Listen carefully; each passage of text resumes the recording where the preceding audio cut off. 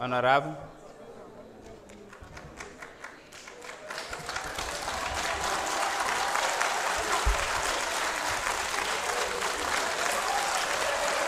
Merci beaucoup.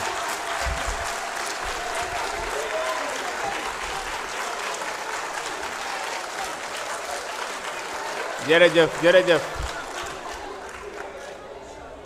J'espère que pertinence su discours Ibrahima Mbengue ngeen di tàccu.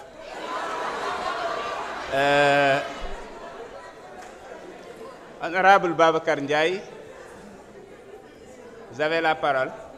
Sànq ci capture yi effectivement dañu sauté woon Mariam Mbacké ak Anta Babacar Ngom, donc Mariam Mbacké se prépare.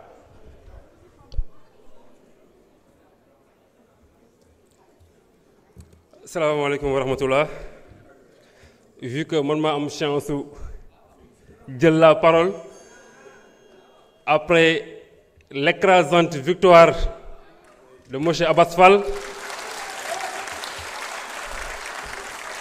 le nouveau maire de la ville de Dakar, Abass.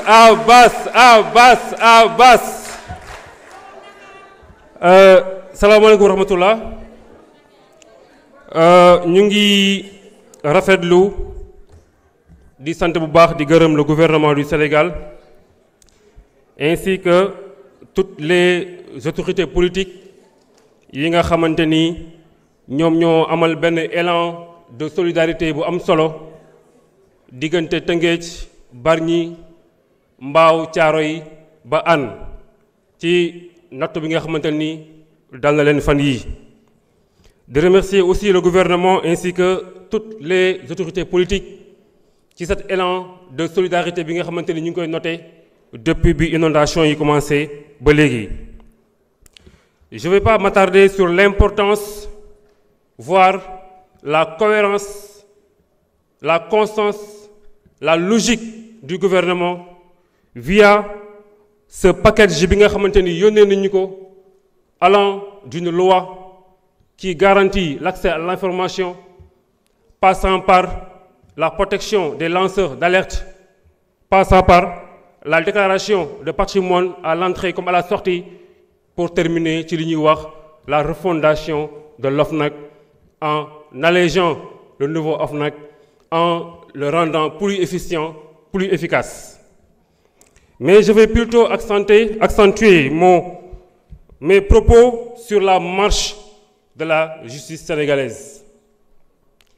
Monsieur le ministre, 7 milliards de dollars, soit 23% de notre PIB, de dettes cachées, man ma tuddee ko détournement de deniers publics, ma tuddee ko vol, ma tuddee ko abus de confiance, ma tuddee ko abus de pouvoir.